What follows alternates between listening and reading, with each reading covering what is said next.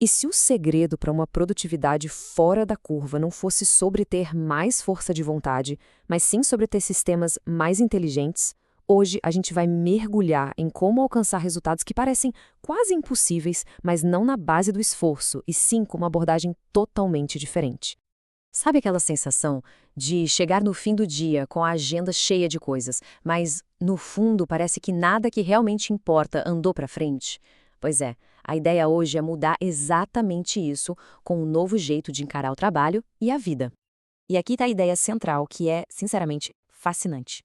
O sucesso que dura não vem de ficar se forçando a fazer as coisas, vem de construir um ambiente, de criar sistemas que tornam o sucesso quase inevitável. Isso sim é uma virada de chave fundamental na nossa mentalidade. Então, beleza, qual o nosso mapa do tesouro? A gente vai passar por 5 princípios que são simples, mas, nossa, muito poderosos. Juntos, eles podem de verdade revolucionar o jeito que a gente lida tanto com as tarefas do dia a dia, quanto com os nossos grandes objetivos. O nosso primeiro princípio é o alicerce de tudo. É sobre como criar aquele embalo, sabe? Aquele momento positivo, começando com pequenas vitórias que vão se somando com o tempo. Essa regra do David Allen é genial de tão simples. Pensa bem, quantas vezes a gente gasta mais tempo e energia organizando uma tarefa pequena do que simplesmente fazendo ela de uma vez? A ideia aqui é, agiu, resolveu. Acaba com esse ruído mental. E aqui está o pulo do gato, o lado psicológico da coisa. As pequenas tarefas que a gente vai deixando para depois, elas se acumulam e criam um peso mental.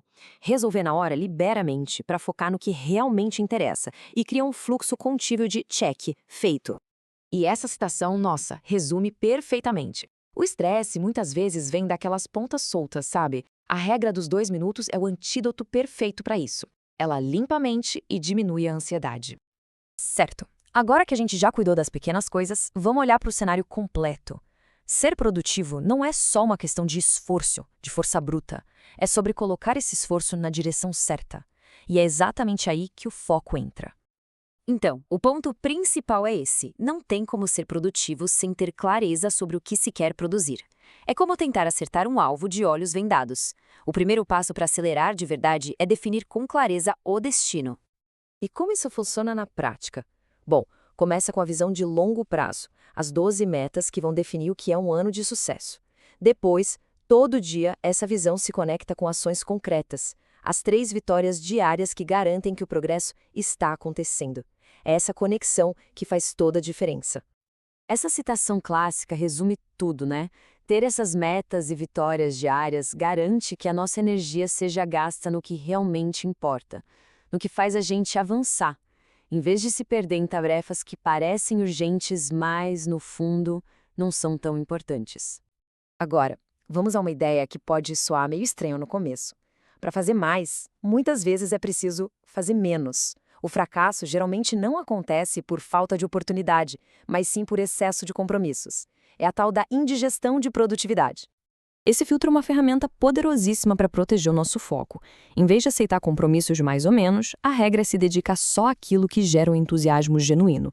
Já imaginou quanto tempo e energia isso liberaria para as verdadeiras prioridades? Aqui estão 3 táticas para colocar isso em prática. Primeiro, o não se torna a resposta padrão, o que força uma avaliação muito mais cuidadosa de qualquer pedido. Segundo, auditar o tempo para ver para onde ele está indo. E terceiro, viver no modo não perturbe para retomar o controle sobre as interrupções. 86.400. Esse é o número de segundos em um dia. Pensa nisso como uma conta bancária que recebe esse valor todo dia sem falta. Cada interrupção, cada só um segundinho é um saque nessa conta. É um recurso valioso e finito que precisa ser protegido. Agora, a gente muda o foco de novo, de gerenciar o tempo para gerenciar a energia. Dá para ter todo o tempo do mundo, mas sem energia, nada de qualidade sai. Desempenho máximo exige energia máxima. Ponto final. Certo, mas como se faz isso? Primeiro, uma auditoria de energia. Descobrir quando os níveis de energia estão lá no alto e quando estão mais baixos. Segundo, exercício físico. Movimentar o corpo de forma intensa tem um efeito incrível de acalmar a mente e preparar o cérebro para o foco total. Então, a estratégia central é esta: usar as horas de pico de energia para as tarefas mais difíceis, as mais criativas. Em vez de lutar contra a própria biologia, a gente trabalha junto com ela. O resultado: mais qualidade e, acredite, com menos esforço.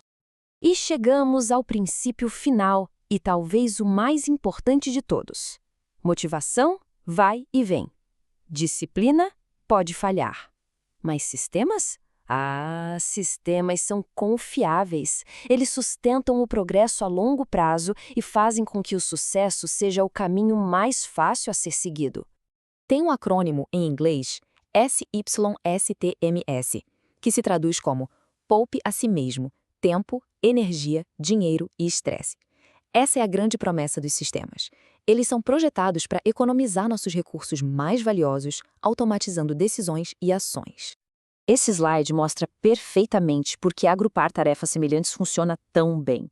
A tal da multitarefa é uma ilusão. Toda vez que a gente troca de contexto, o cérebro paga um preço alto em foco e energia. Agrupar tarefas elimina esse custo e aumenta drasticamente a eficiência. E aqui está um sistema prático para delegar tarefas de um jeito super eficaz. Ele permite manter o controle criativo, a visão do projeto, sem se afogar nos detalhes da execução. A gente define o rumo no início, a equipe faz o trabalho pesado e a gente volta no final só para garantir a qualidade. É alavancagem pura. E, para fechar, fica esta reflexão. Muitas vezes, especialmente para pessoas mais criativas, a palavra estrutura soa como uma prisão. Mas e se for exatamente o contrário? E se os sistemas e a estrutura forem, na verdade, a chave que libera espaço mental e tempo para a criatividade poder florescer de verdade, sem limites?